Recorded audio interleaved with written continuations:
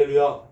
한 주간도 어떻게 살으셨습니까? 우리 하나님이 여러분을 꼭 붙잡으시고 여러분과 늘 함께 하신다는 사실을 늘 깨달으셔서 베푸신 은혜를 깨닫고 감사할 줄 아는 우리 성도님들이 다 되실 수 있기를 바랍니다.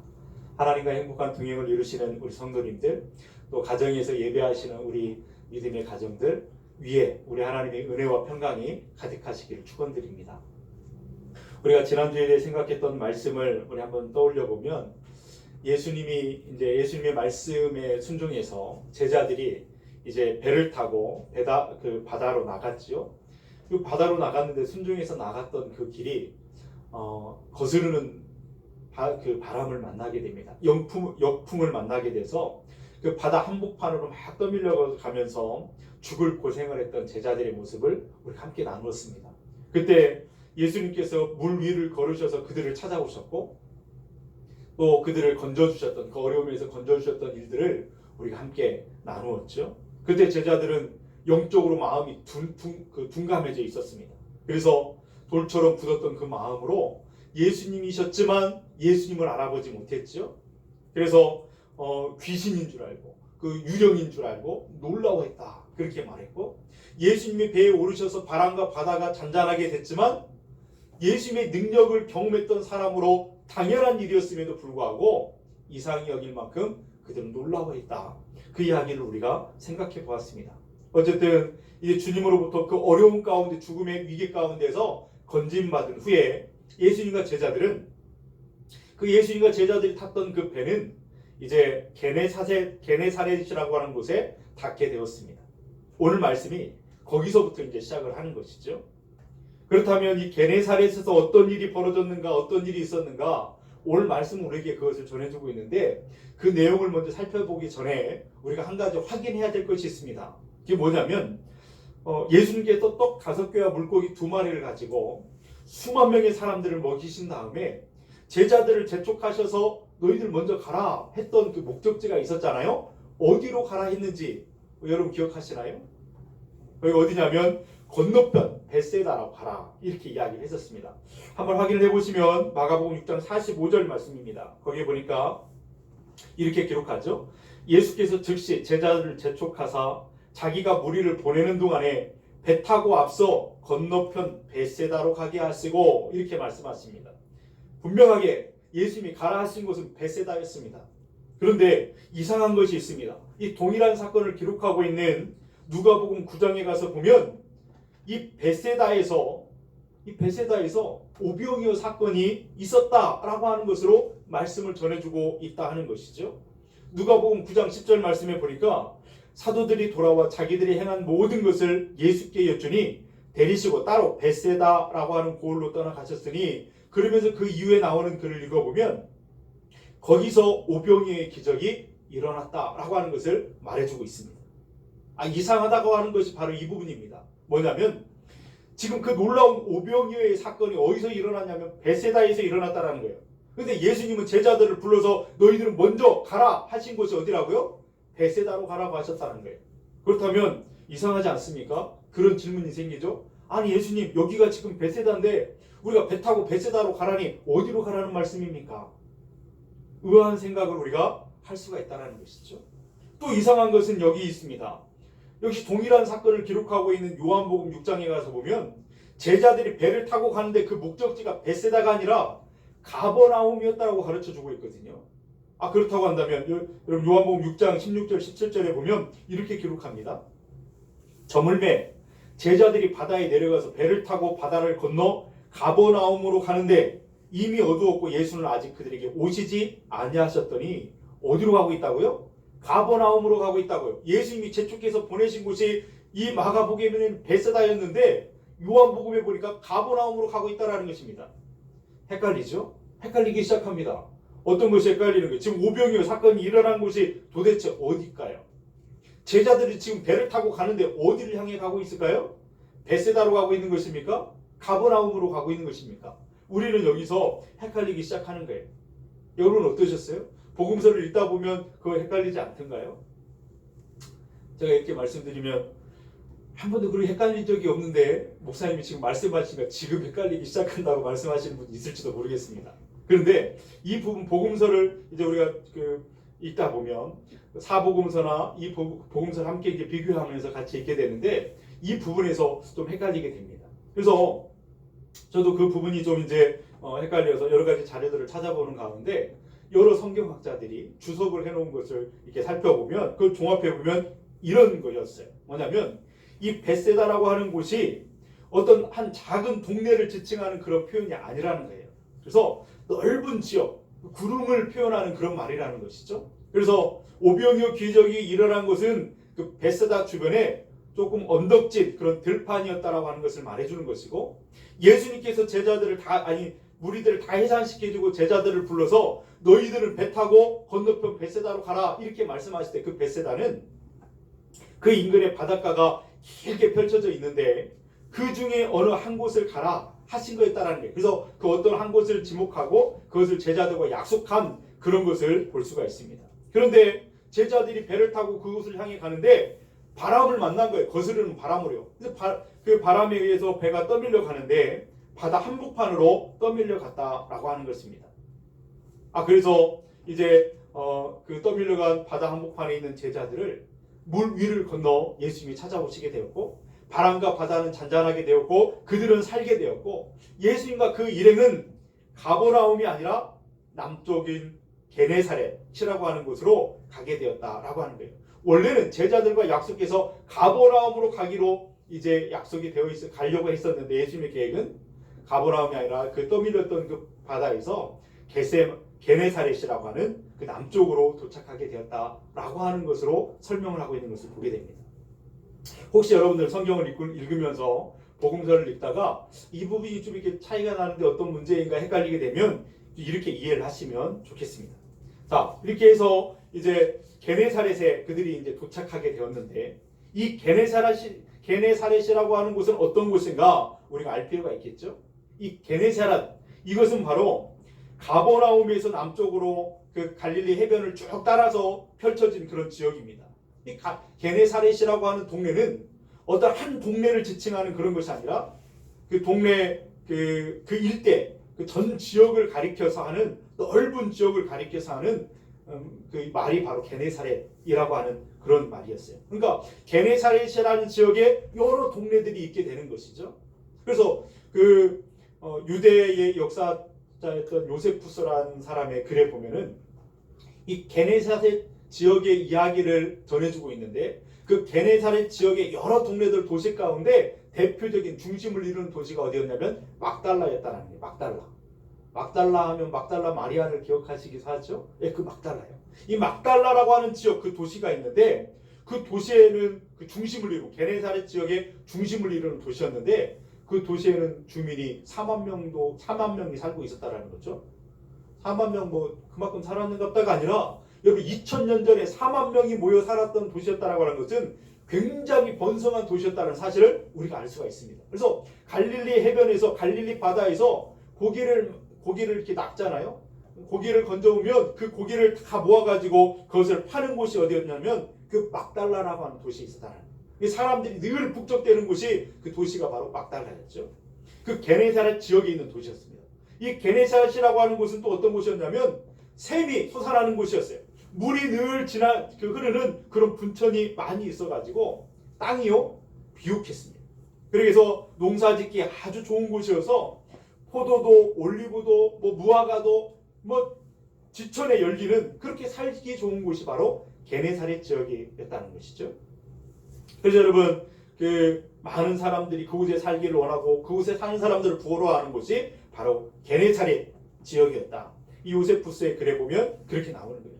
그 어업이 얼마나 성하고 그게 발전되었는지 그 기록에 보면 4명이 타는 어떤 배를 기준으로 본다면 적어도 230척 이상의 배가 거기에 있었다는 거예요. 배 한 척이 얼마나 비싼지 아시죠? 4명이 탄다 그래도 배를 타고 그 행위를 한다고 하는 것은 그 굉장히 그런 건데 230척 이상의 배가 거기에 있었다. 그만큼 성행하고 발전된 그런 것이 바로 그 지역에 있다는 것이죠.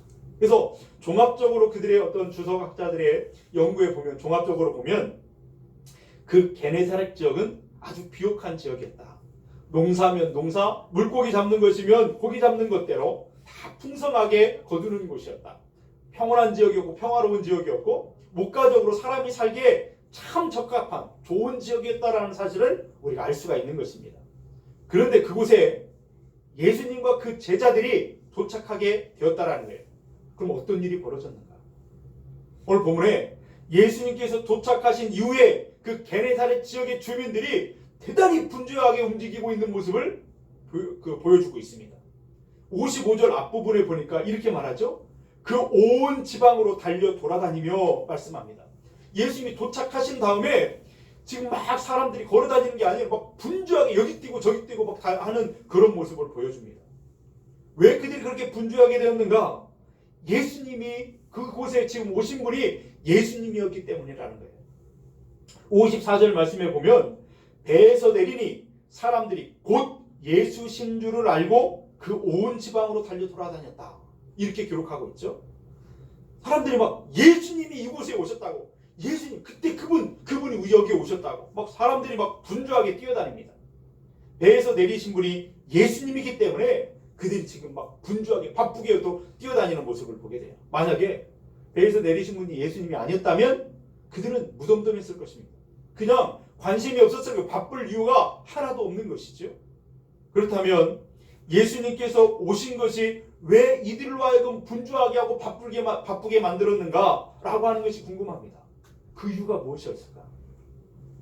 그 이유는 예수님이 그곳을 지나가시기 전에 그분을 만나지 않으면, 예수님을 만나지 않으면 안 되는 안타까운 사연들이 그들 가운데 있었다라고 하는 것을 우리는 알 수가 있는 것이죠. 그 비옥한 지역, 평화롭고 살기 좋은 곳, 농사면 농사, 어업이면 어업, 다 잘되고 풍요로운 곳에 사는 사람들이었습니다. 걱정이라고는 하나도 없을 것 같은 그런 동네에 사는 사람들이었죠. 그런데 그들 속에도 안타까운 그 인생의 그 어떤 사연들이 그곳에 다 있었다라고 하는 것을 우리가 여기서 보게 됩니다. 오늘 본문에 그것을 질병이라고 하는 표현으로 우리에게 가르쳐주고 있는데 55절 56절에는 병든 자, 병자라고 하는 그런 표현들로 연이어서 등장하고 있는 것을 보게 됩니다. 이것이 그들 가운데 있었던 고통을 상징적으로 얘기하는 그런 부분이죠. 아픈 사람들이 있었다는 거예요. 아픈 눈물을 흘리는 상황과 환경과 조건들이 거기에 있었다는 거죠. 그래서 멀리서 보면, 좀 떨어져서 보면 그곳은 정말 평화로운 곳이에요. 그곳에 들어가 살고 싶은 곳이에요. 이곳은 농사도 잘 되고 살기 좋은 곳이기 때문에 걱정도 없어 보이는 그런 마을이었는데 그 속에서도 눈물을 흘리는 그런 사연들이, 남모르는 사연들이 있었다는 거예요. 나가가지고 그 바다에서 그물을 쳐가지고 만성이 된 그 기쁨을 가지고 돌아오는 어부의 가슴에도 집안에 있는 자식들의 아픈 문제 때문에 그렇게 고통하는 눈물이 있었다는 거예요. 포도 농사를 짓고 무화과 농사를 짓고 막 풍년을 맞았던 그 농부의 가슴 속에도 집안에 가보면 병든 어머니, 병든 아버지 때문에 흘리는 눈물과 고통이 있었다는 것입니다. 그 속에 살고 있는 그 인생들을 가만히 들여다보니까 다 한이 있는 인생들이었고, 다 아픔이 있는 인생들이었고, 다 고통과 눈물이 있는 인생들이었다는 사실을 보게 되는 것이죠. 평화로운 곳이었습니다. 부유한 지역에 살고 있었습니다. 그런 지역에 살고 있으면 고통이라고 하는 것은 전혀 없을 것 같습니다. 행복할 것 같고 천국에 사는 것 같이 보이고 생각됩니다. 그런데 정말 그런가? 그렇지 않다라고 하는 것을 오늘 우리에게 보여주고 있습니다. 여러분, 이 게네사렛 사람들 이야기를 묵상하면서 그들의 삶이나 그 부자 동네에 살고 있는 사람들이나 우리나 그렇게 뭐 다르지 않다라고 하는 것을 보게 돼요. 여러분 그저 드라마를 잘 보십니까? 얼마 전에 그 유명했던 드라마가 있어요. 스카이캐슬이라고 하는 드라마가 있었잖아요. 뭐 인기리에 뭐 많은 사람들이 보고 했던 그 드라마가 있었다고 합니다. 요즘에는 어떤 드라마가 있었죠? 비슷한 드라마가 있었던데. 예, 펜트하우스. 예. 잊어버리고 다시 한번 찾아요. 예, 펜트하우스. 이 펜트하우스라고 하는 드라마가 굉장히 인기가 많이 있어가지고 많은 사람이 보았다고 하더라고. 저는 드라마를 즐겨보는 사람이 아닌데 한두 번 하도 인기가 있다고 해서 뭔 내용인가 하고 인터넷 찾아보고 한두 번 봐본 적이 있었어요. 거기 보니까 조회수가 얼마나 유명한지, 조회수가 2억 뷰가 넘었대. 2억 뷰. 2억 뷰. 200뷰가 아니에요. 2,000뷰? 2만 뷰가 아니에요. 2억 뷰가 사람들이 볼 만큼 2억 명의 사람들이 볼 만큼 그렇게 넘쳤다는 거예요. 소위 집값 1번지, 교육 1번지에 사는 사람들의 이야기를 거기서 그려내고 있는데 강남에 위치한 100층짜리 주상 복합 건물 100층짜리 거기에 사는 사람들 거기 헤라펠리스라고 하는 그 100층짜리 건물 그 막 비싼 그 동네에 사는 그런 사람들의 이야기입니다. 그 중에서도 펜트하우스 가장 높은 곳에 가장 비싼 곳에 사는 사람 그 가족들과 그 이웃들의 이야기가 담겨 있는 것이죠. 거기 드라마에 보면 제가 한번 이거 봤더니 보통 사람들이 상상할 수 없는 그런 호화로운 사람 그런 호화로운 삶을 그 사람들이 즐기고 살아갑니다. 그 사람들이 돈잔치를 벌이죠. 그리고 인류가 되기 위해서 막 몸부림치고 이미 가진 것이 많음에도 불구하고 더 많이 갖기를 원해서 높은 자리에 있었지만 더 높은 자리에 올라가기 위해서 벌이는 경쟁과 갈등과 그런 어떤 것들이 거기에서 보입니다. 그 자녀들도 그런 자리에 세우기 위해서 경쟁하는 그런 모습들, 갈등과 고통과 그 안에 있는 욕망을 채우기 위해서 살인도 불사하는 막 살인도 저지르더라고요. 그런 막장 드라마가 없더라고요. 그래서 그런 드라마가 얼마나 인기리에 많은 사람들은 왜 이렇게 인기가 있었을까요? 그곳에서 한번 살고 싶어서 그런 것일까요? 부러워서? 여러분 그것을 보면서 그 부자 아파트 막 사람들이 부러워하고 아이고 좋겠다 좋겠다 하는 그 부러운 그런 상황과 환경 가운데 살고 있는 그런 사람들 겉으로 보기에는 화려하고 아무 걱정도 없는 것처럼 그렇게 보이지만 그들의 속사정은 전혀 그렇지 않다라고 하는 걸 보여주죠. 아니 드라마니까 그렇죠. 정말 드라마니까 그럴까요? 아닙니다. 세상에 사랑하는 삶의 자리 모든 삶의 그런 환경들은 다 그렇다라는 거예요. 그래도 사람들은 생각합니다. 아이고 그래도 난 한 번이라도 그곳에 살고 싶다고. 아니 내가 못 산다고 한다면 내 자식들이라도 거기서 살게 해보겠다고 그렇게 안간힘을 쓰고 그렇게 노력하는 사람들이 얼마나 많이 있습니까? 그러나 우리는 기억해야 됩니다. 그 속에 사는 사람들도 그 안에는 고통과 눈물과 아픔이 여전히 존재하고 있다는 사실을 우리는 알아야 돼요. 여러분 게네사렛 마을의 사람들은 어떻습니까? 아주 평화로운 곳입니다. 아주 풍요로운 곳입니다. 걱정거리가 없어 보이는 그런 삶을 살고 있습니다. 경제적으로 윤택합니다. 이런 이야기를 들어보면 우리도 그런 생각하잖아요. 우리 동네도 우리 해안지역도 우리 우리 군산도 우리나라도 그렇게 잘 사는 나라 잘 사는 동네가 되었으면 좋겠다. 우리가 다 그렇게 꿈꾸고 부러워하지 않습니까? 여러분 옛날에 우리나라 십수년 전만 해도 그 1인당 국민소득이 2만 불만 되면 국민의 삶의 질이 달라질 것이다. 막 천국이 될 것이다. 막 이렇게 막 하면서 사람들이 막 그렇게 열심히 그렇게 일했던 적이 있었잖아요. 불과 한 2, 3년 전만 해도 그랬습니다. 근데 정말 2007년에 그 노무현 대통령 때인가요? 그때 2만 불이 넘었잖아요. 진짜 2만 불이 넘었어요. 그런데 어떻게 되었죠? 정말 국민의 삶의 질은 완전하게 달라졌나요?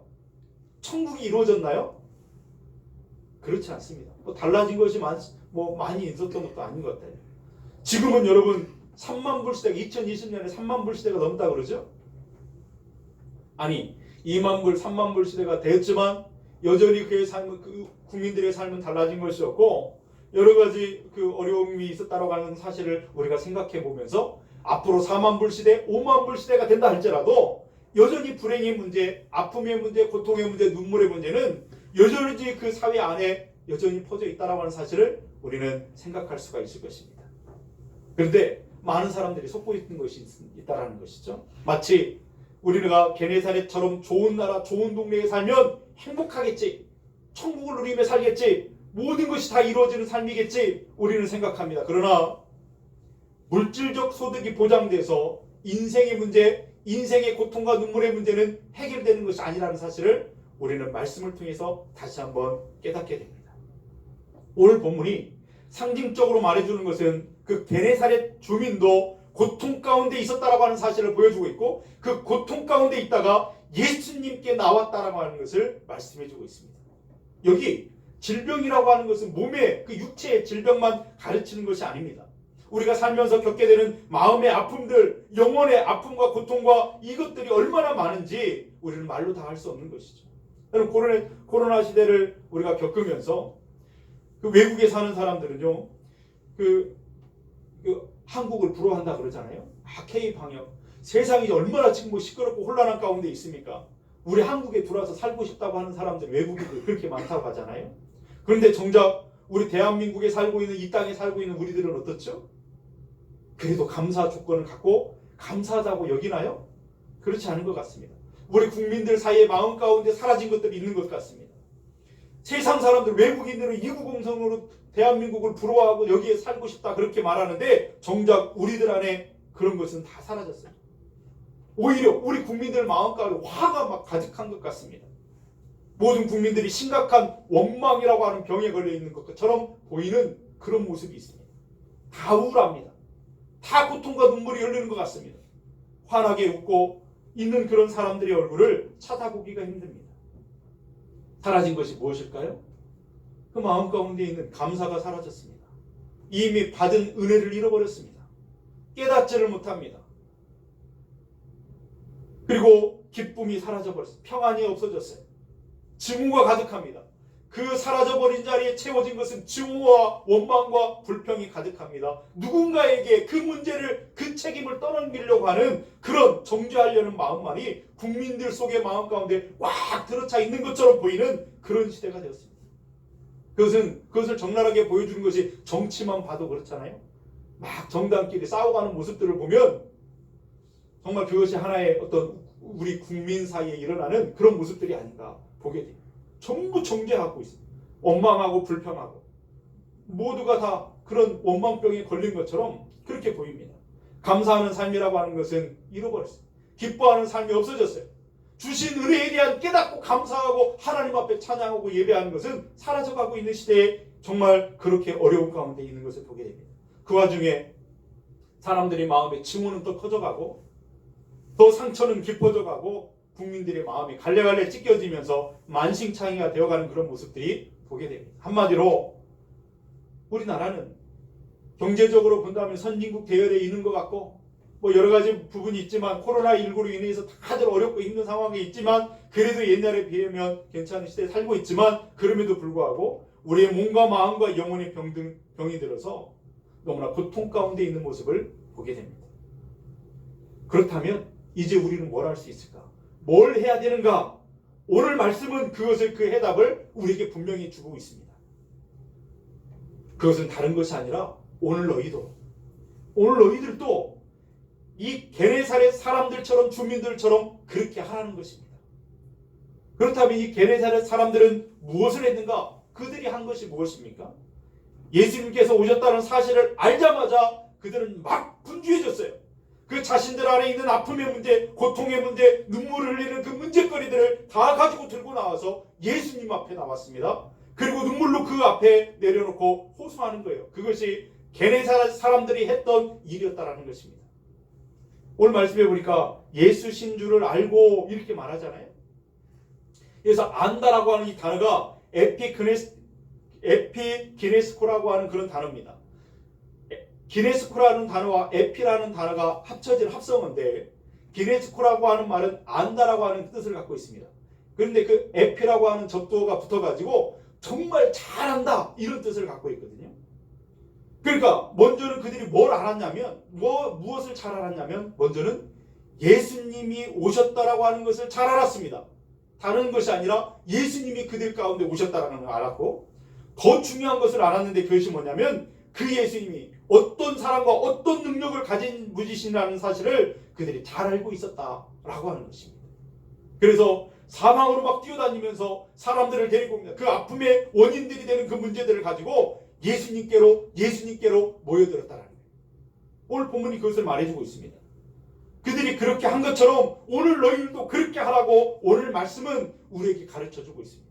오늘 말씀의 결론적인 내용은 너희들도 그렇게 하라는 것입니다. 여러분, 그들은 예수님을 어떻게 알았을까? 어떻게 그것을 그들은 알았을까? 아마 첫 번째로는 그들이 소문을 듣고 알았을 것입니다. 이 가버나움이 예수님이 사시는 곳이었잖아요, 원래요. 예수님이 사시는 곳이 가버나움이었습니다. 그래서 이 가버나움이 주요 예수님의 활동 무대였는데 그곳에서 수많은 사람들에게 말씀을 가르쳤습니다. 능력도 많이 행했습니다. 그런데 이 가버나움은 게네사렛과 연결된 부분이 있었잖아요. 그래서 멀지 않는 곳에 있었습니다. 그러니까 예수님의 하시는 이 얘기가 입에서 입으로 게네사렛 구석구석에까지 그 소문이 쫙 퍼졌을 것입니다. 그리고 어쩌면 게네사렛 주민들 중에는 예수님을 직접 경험한 사람들도 있었을 거예요. 가버나움에 어쩌다 볼일 보러 갔다가 예수님이 말씀을 하실 때 그것을 들은 사람들, 예수님이 행하시는 것들을 본 사람들, 틀림없이 게네사렛 주민들 가운데도 있었을 것입니다. 아니 어쩌면 그 전날이요. 베세다 그 언덕에서 물고기 2마리와 떡 5덩어리를 가지고 수만 명을 먹이시는 그 자리 가운데 그 무리들, 그것을 받아먹었던 무리들 가운데에도 게네사렛 사람들이 있었을지도 모릅니다. 그거 받아먹고 너무나 감격하고 너무나 놀라운 경험을 하면서 그들은 막 집에 막 서둘러서 와가지고 그 가족들에게 말해줬어요. 내가 이런 일이 있었다고. 예수님이 그런 일을 행했다고. 그런데 그 다음날 예수님이 자기들 삶의 자리에 찾아오신 거예요. 얼마나 흥분이 됐겠습니까? 그래서 온 가족들을 데리고 예수님을 보러 나가지 않았겠습니까? 어쨌든 그들은 잘 알고 있었습니다. 예수님이 그곳에 오셨다라고 하는 것을 알고 있었고 그분이 어떤 분이시라는 사실을 그들은 너무나 잘 알고 있었다라고 하는 거예요. 그럼 이제 예수님을 잘 알고 났다고 한다면 어떻게 해야 되는 것인가? 그것을 할 일이 그 다음 할 일이 무엇인가? 예수님 그분께로 나아가는 것이라는 거예요. 아는 대로 하는 것입니다. 들은 대로 행하는 것이죠. 이것은 이들이 어떻게 했는지 55절 말씀에 보면 병든 자를 침상째로 메고 나오니 그렇게 말하고 있습니다. 여러분 게네사렛 사람들은 들은 대로 했습니다. 그리고 아는 대로 행하는 모습을 보여줘요. 55절에 병든 자를 침상째로 메고 나왔다. 어떤 장면이 여러분 연상이 됩니까? 그 마가복음 2장에 우리가 이미 보았던 대로 가버나움에서 있었던 일입니다. 한 중풍병자가 있었습니다.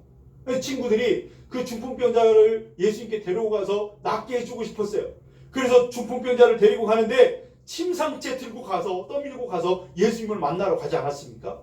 얼마나 많은 사람들이 모였는지 예수님을 만날 수가 없어요. 지붕 위로 올라가서 지붕을 뚫고 예수님께 내렸던 그 사건을 우리는 기억하고 있습니다. 게네사렛 사람들이 똑같이 침상을 들고 예수님께 나왔다라고 말하고 있습니다. 들은 대로, 그들이 아는 대로 지금 하고 있는 것입니다.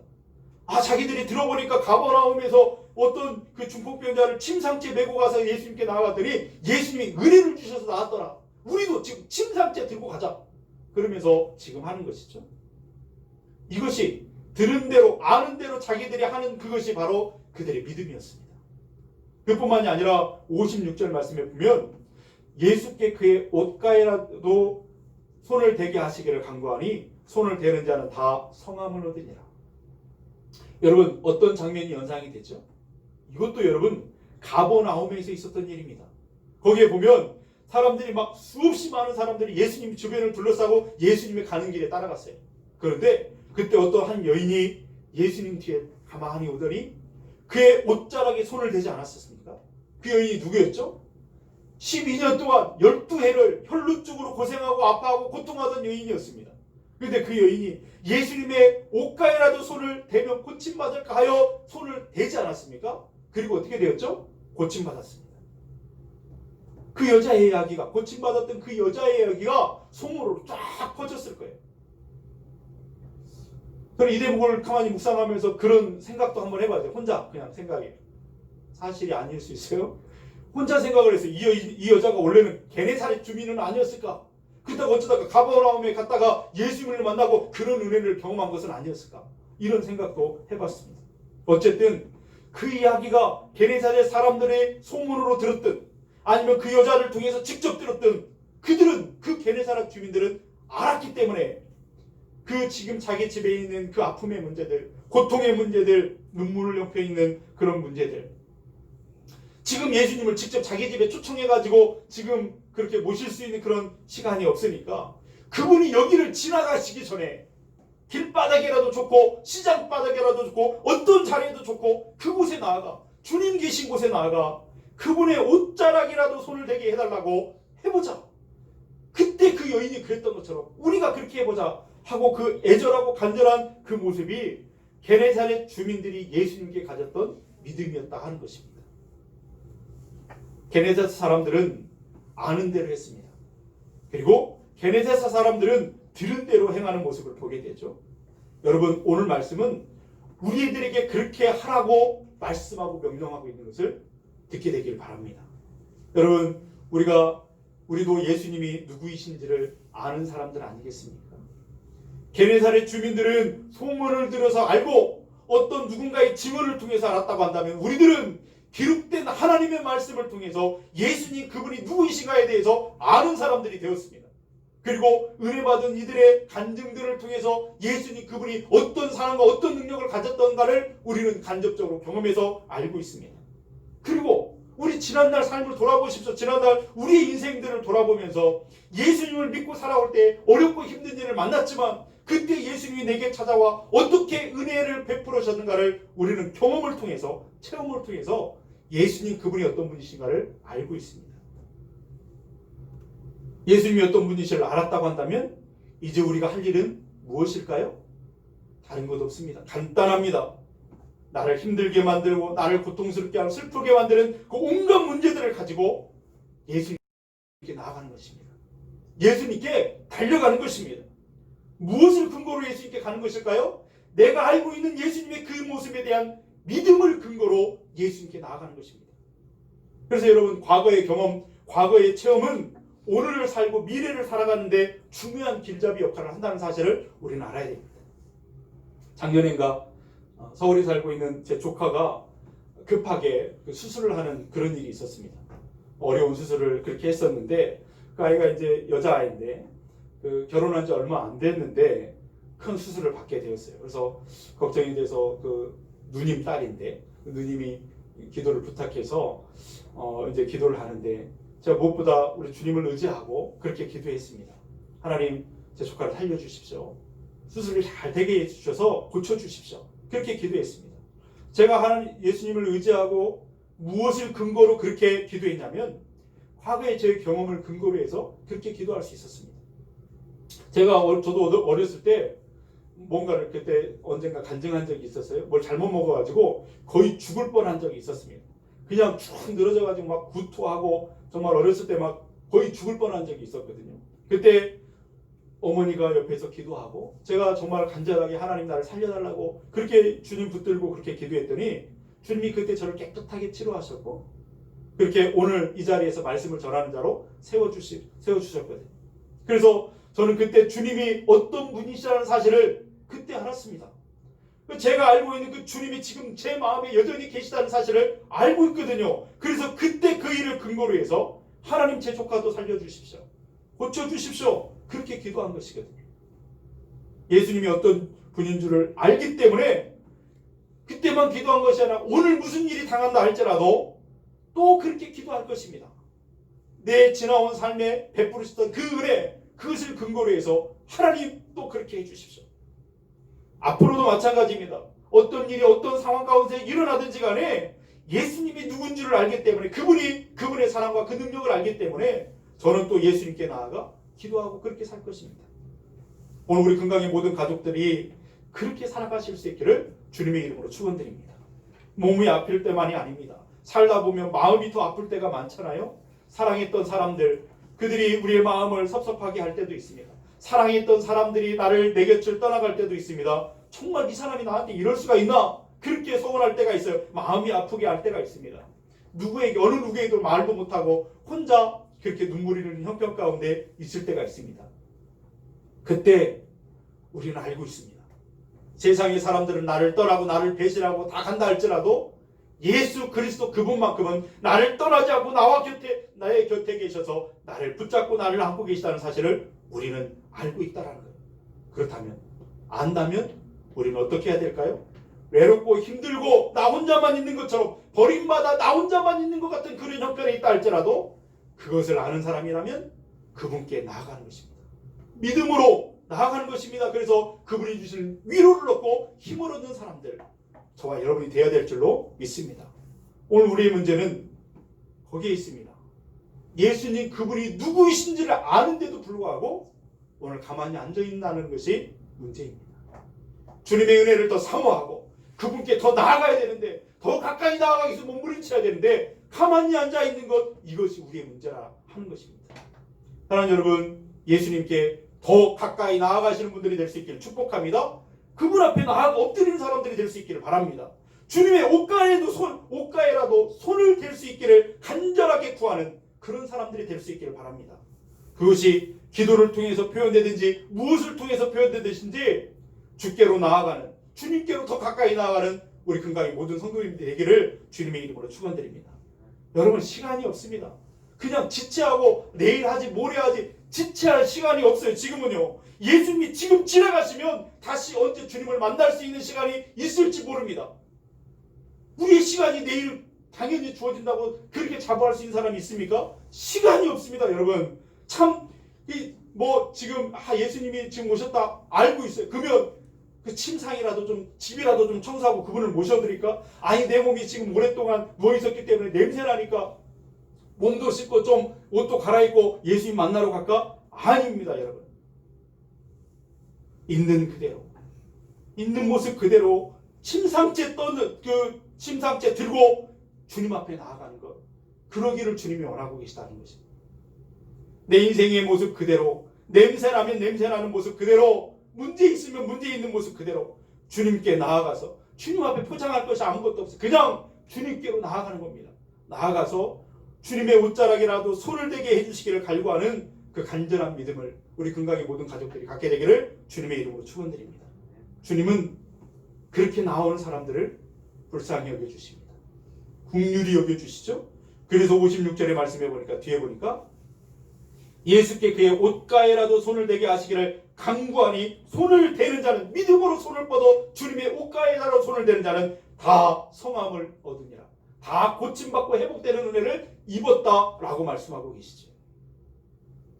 그렇게 긍휼히 여겨주셨던 게네사렛 주민들을 그렇게 긍휼히 여기시고 고쳐주셨던 그 주님이 오늘 우리의 삶을 그렇게 고치시기를 원하시고 있는 줄로 믿습니다. 여러분, 우리가 예수님께 가지고 나아가게 될 문제는 살아있을 때 부딪히는 이 땅의 문제만이 아닙니다. 언젠가는 우리가 이 땅을 살다가 마지막 끝에 가서는 만나게 되는, 모든 사람이 동일하게 만나게 되는 하나의 문제가 있습니다. 죽음이라는 문제. 여러분, 어떤 사람이 지금 건강하게 자기의 건강을 자부하고 나는 많은 것을 가졌다고 하는 사람이라 할지라도 여러분, 그 죽음은 피해갈 수 없습니다. 이 죽음의 문제 앞에서 다 부딪히게 될 것입니다. 그때에도 우리 그리스도인들은, 우리 예수님을 아는 사람들은 예수님께 그 모든 죽음의 문제도 맡겨야 된다는 거예요. 지금 당장 질병의 문제가 치유됐다 해도, 가난의 문제가 극복했다 해도 세상에 영원히 사는 것은 아닙니다. 이 땅에서 영원토록 사는 것이 아니에요. 언젠가는 아무리 좋은 환경에 사는 사람이라 할지라도 세상을 떠나는 날이 있습니다. 그때 우리의 영혼을 기울여 우리의 영혼을 의탁하는 분, 오직 예수 그리스도밖에 없는 줄을 믿습니다. 왜 그럴까요? 주님이야말로, 예수 그리스도야말로 죽음 앞에서 아무것도 알 수 없는 연약한 우리들을 우리들에게 다시 생명의 기운을 불어 일으키실 분이 오직 그분밖에 없기 때문인 줄을 믿습니다. 그러므로 우리 그리스도인들은 마지막이 죽음이 아니라, 그것으로 끝나는 것이 아니라 부활인 줄로 믿습니다. 할렐루야. 영원한 생명이 우리에게 있는 줄로 믿습니다. 우리는 그래서 다 그리스도인들, 이미 너희만큼 행복한 자가 누구인가라고 묻고 있지 않습니까? 여러분, 우리는 다 그리스도인. 왜 우리가 그리스도인입니까? 예수님을 알기 때문에 그리스도인인 것이죠. 예수님을 알면 이제 할 일이 무엇일까요? 오늘 말씀해 주신 대로 그분께 나아가는 것입니다. 한 걸음 주님 앞에 나아가는 거예요. 내 모든 냄새나는 문제들, 내 모든 고통의 문제들, 그거 다 가지고 주님 앞에 나아가 엎드려 주님 앞에 믿음으로 손을 내밀어 옷가에라도 손을 대게 해주시기를 간구하는 것, 그것뿐입니다. 우리 금강교회 모든 가족들이 기도로 주님 앞에 더 가까이 나아가시기를 주님의 이름으로 축원드립니다. 그래서 주님을 통해서 은혜 받은 놀라운 간증들이 여러분 손에 살아있기를 주님의 이름으로 축원드립니다. 코로나로 인해서 고통하고 어려운 환경 가운데 있습니다. 그러나 여러분, 짓눌리지 마십시오. 그것 때문에 아무것도 할 수 없다라고 원망하지 마십시오. 그 가운데도 주님이 주신 은혜가 있음을 깨닫기를 원합니다. 그 은혜에 대해서 반응하여 감사할 수 있기를 바랍니다. 그 삶의 현장에서 깨어서 주님 앞에 엎드려 주님의 옷가에라도 손을 대면 나는 회복될 줄로 믿습니다. 나와 함께 하셨던 하나님 오늘 이 문제도 해결하시고 뚫게 하실 줄로 믿습니다. 그런 믿음으로 가시는 저와 여러분들 될 수 있기를 주님의 이름으로 축원드립니다. 예수님께 어떤 모습으로 달려가든 기어가든 달려가든 어떻게 하든지 나는 지금 예수님께 나아가고 있습니다. 바로 그 모습이 그리스도인들로서 마지막 이 땅에서 숨이 붙어있는 그 마지막 순간까지 견디하고 살아가야 될 그런 삶의 모습이 되어야 될 줄로 믿습니다. 여러분은 주님 앞에 나아가고 있습니까? 앉아 있습니까? 아니면 누워 있습니까? 일어나십시오. 그리고 나아가십시오. 힘들어도 어려워도 한 걸음 내딛고 주님을 향해서 주님의 방향을 두고 푯대를 예수 그리스도께 두고 한 걸음 한 걸음 주님께로 더 가까이 나아가는 하나님의 사람들이 될 수 있기를 주님의 이름으로 축원드립니다. 그때에 주님께 나아오는 그리스도인들 그들을 주님은 한 사람도 외면치 않으시고 긍휼히 여겨주시고 여기 보니까 손을 대는 자는 누구라도 다 고침받게 되더라. 성함받게 되더라. 그 은혜를 받게 될 줄로 믿습니다. 그래서 예수님의 사랑을 믿고 이 험한 세상 지금 우리가 살지만 오늘 게네사렛 주민들이 받았던 그 은혜를 우리가 누리게 되기를 주님의 이름으로 축원드립니다. 기도하시겠습니다.